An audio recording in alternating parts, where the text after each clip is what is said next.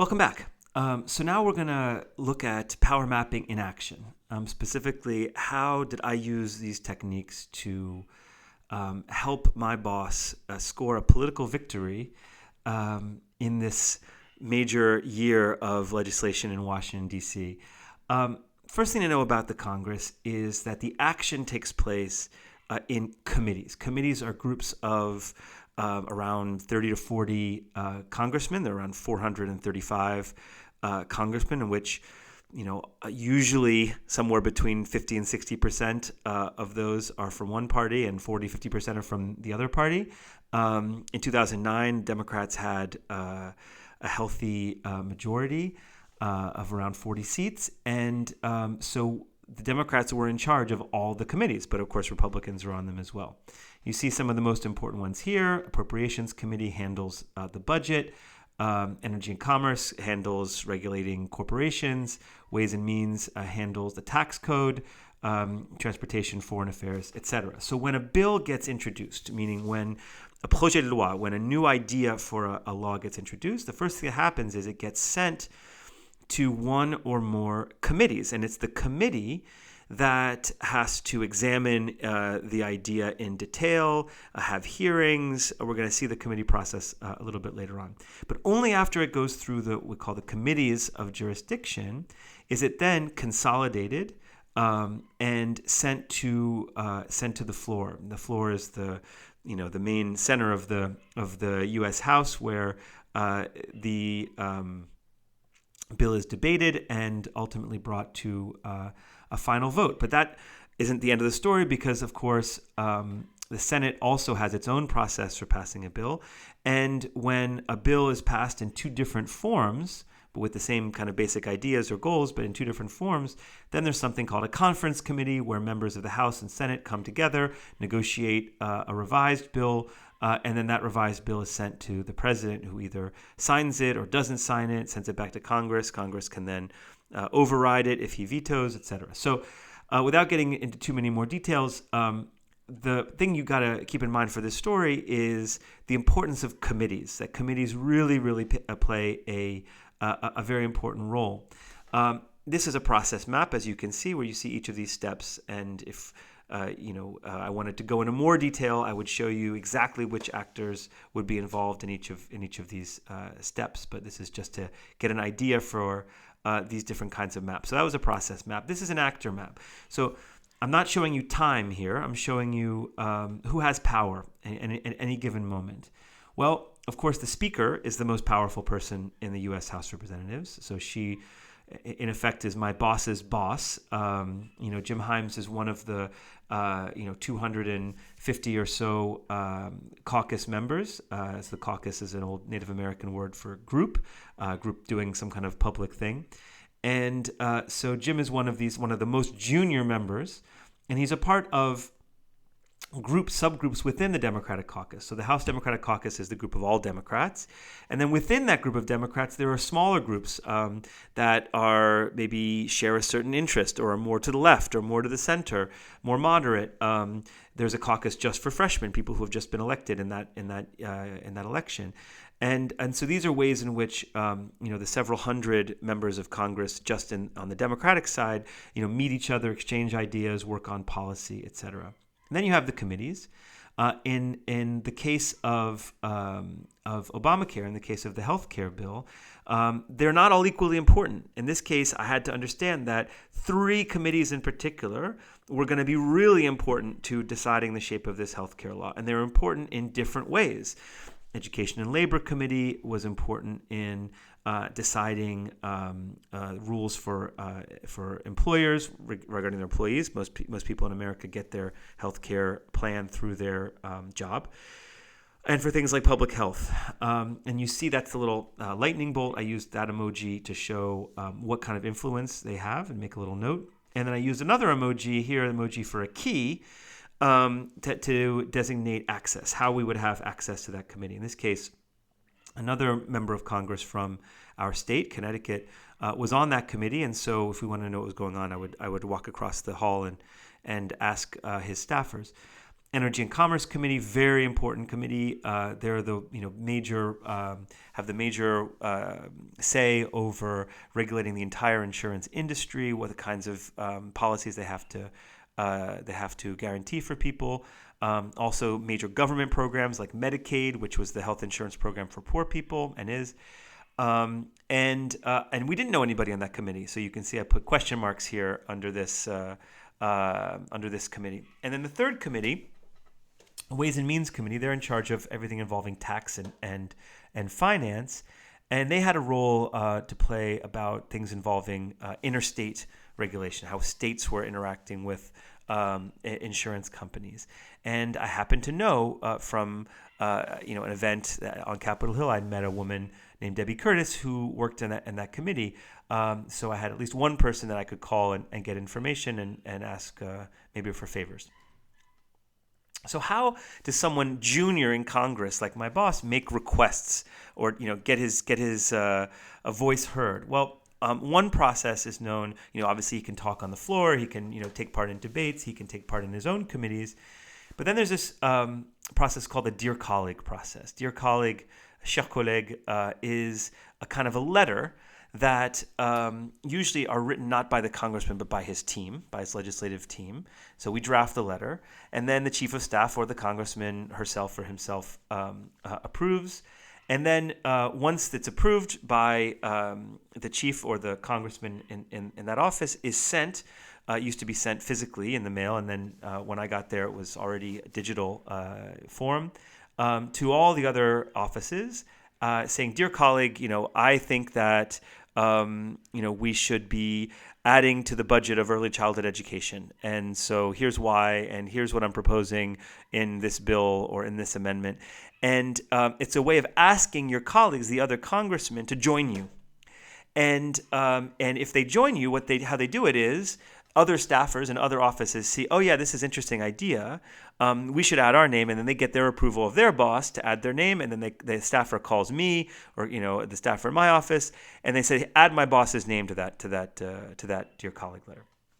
And then, if we're the ones sending the letter, we have to go around to all the offices getting the physical signature. It's probably digital now, but in 2009, it was you had to get someone to actually physically sign the letter, the congressman. And then you have a final form of the letter with all the signatures, and then you send it to the speaker's office or sometimes the head of an appropriation committee, some powerful person who is the target of this letter. To include this idea or this policy. So that's the general process. And as you see here, it can take, a week, at least 2 or 3 weeks is typical. That's how it generally works. And of course, some letters are, I won't say the word fake, but I will say some letters are for show. In the sense that if you know that the target of the letter, the speaker, so some letters you really are wanting to put pressure on the speaker to do something that she wasn't already going to do. But sometimes you need to have a letter to formalize, to make a formal request for something that you've already asked for behind closed doors. But that the letter process helps you make it officially, and maybe invite others to join the request, so that you're asking something that has already been granted to you in a meeting, but that it creates a paper trail and it shows, in the public record that your office asked for this piece of funding for early childhood education or something like that. So how did I try to apply this process map and this actor map to this specific situation in Obamacare 2009? Well, I saw the bill get introduced in June, and I saw that these 3 committees were the committees of jurisdiction, and now it was July, and we had no idea how long we would have to try to influence these committees, but I knew that the committees were super important, and they each had different roles to play, like the different Roman institutions in Polybius's power map. We had said publicly, the speaker had said publicly, that she wanted to get the bill done by the end of the year, wanted to get the law signed. Why? Because the president's maximum power is in the first year of his mandate, the first year of his term. And because, as I said, each member of Congress has to run for office, the lower house, the U.S. House, every 2 years, they spend the even years, 2010 in this case, preparing their campaign and running for office. Now, not all the congressmen have close races, but the ones that have close races spend a lot of their attention in years with an even date, like 2008, 2010, 2012, running for office. And so it's not a very good time to try to pass legislation, especially really hard, difficult, complex legislation like the healthcare bill. So we knew we had a goal to get this done by the end of the year. So I had this kind of map in my notebook, and I knew the kind of general process that would have to take place. The committees would have to vote for their version of the bill. The bill would be consolidated. It would be debated on the floor. And everyone said, of course, that the older advisors and my group of friends said, okay, once it gets to the floor, it's done. The negotiations have happened. So you got to get your boss into the game earlier, right? You have to get something done at the level of one of these committees, and we didn't sit on either of these, any of these three committees. So I needed to find some way of getting my boss into the game. So I was working on a Saturday in July because we were trying to finish a lot of things before the August recesses when all the congressmen go home, and I get a phone call. And it's Debbie Curtis. It's this woman I knew from the Ways and Means. I had checked in with her a couple days before, just trying to get some information about amendments, and the amendment process. I didn't know anything. I was a first-year staffer. Well, Debbie Curtis ended up being extremely helpful to me because she explained, look, we have some amendment ideas that have already been prepared, right? That have already been prepared. Have a look at them, meaning they were prepared because they already have a certain amount of support. Now, she's not a congressman. She works in the committee, but she knows exactly what the committee is going to do. She's in charge of preparing the agenda for the committee. And this is often true in politics. It's not the person who is in front of the camera who you have to influence. It's the person who is behind the desk scheduling things and deciding, when things get debated. So she said, look, Lex, there are some amendment ideas have already been prepared that don't already have sponsors, meaning that there are ideas that the committee staff thought were already going to, command support of their members, but they didn't have specific sponsors yet. So I looked at this list, and one of the amendment ideas just popped right out at me. The idea was that in this law, in this Obama healthcare law, one of the ideas would be to enable health insurers to sell policies across state lines. Now, why is that important? Because each state has their own regulation system for the kind of policies that a health insurer can buy. So a lot of states, there's only one company or maybe two companies. And so if you could somehow align the states around a common set of policies, this would make it easier to have more competition, maybe drive down prices. But the problem is you don't want to have a race to the bottom, right? You want to have more competition, more healthcare companies competing to try to sell you a policy, but you don't want to just erase the state role in regulation and remove all of the minimum requirements. So this idea of regional compacts was really interesting, and I thought, wow, this is especially important. Number one, it's a pro-business idea. It helps businesses enter into more markets, and we have a lot of businesses in our community represented here by the U.S. Chamber of Commerce, the business lobby. And it's a small state. We're a small state, and so that a lot of people who live in Connecticut work in New York or work in New Jersey or work in Massachusetts or Rhode Island. And so this idea of a regional compact was really, I could tell, yes, that's an idea that would work really well in our district. Problem was, it was a Saturday, and Debbie Curtis said, actually, we don't have a lot of time. We're going to be marking up the bill on Wednesday. So I had to get to work. Well, the Ways and Means Committee, led by a New York City Democratic congressman named Charlie Rangel, had been preparing this set of ideas, this markup. Well, a markup is kind of a work session of the committee where after they've gathered the data through the hearings, they propose amendments one by one, and they either vote them up or vote them down. Republicans can propose amendments too.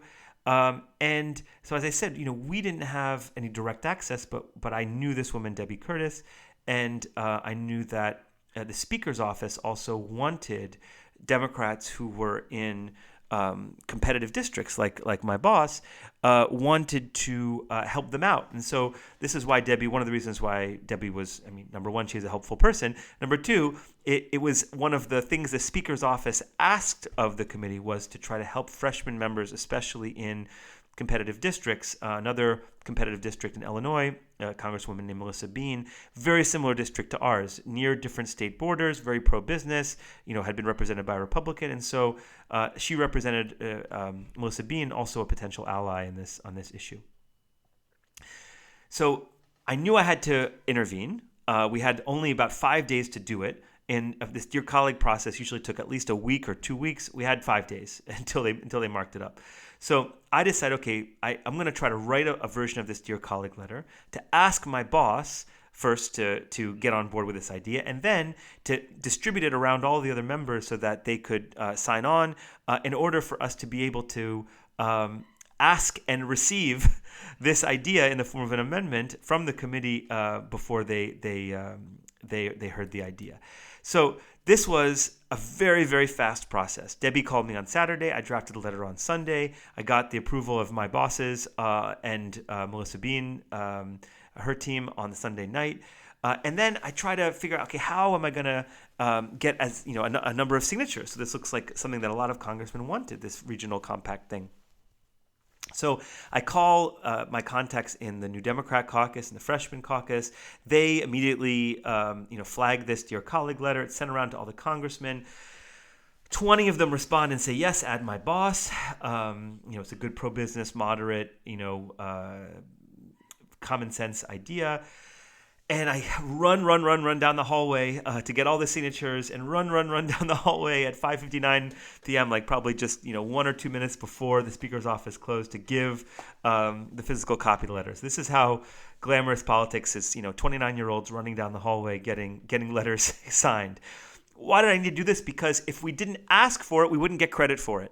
So we weren't actually trying to influence the substance of the law. We didn't have power to do that. What we had power to do was to intervene in such a way that we could share in the credit for this idea. And this would help my boss, help him politically, and help the Democrats keep their majority.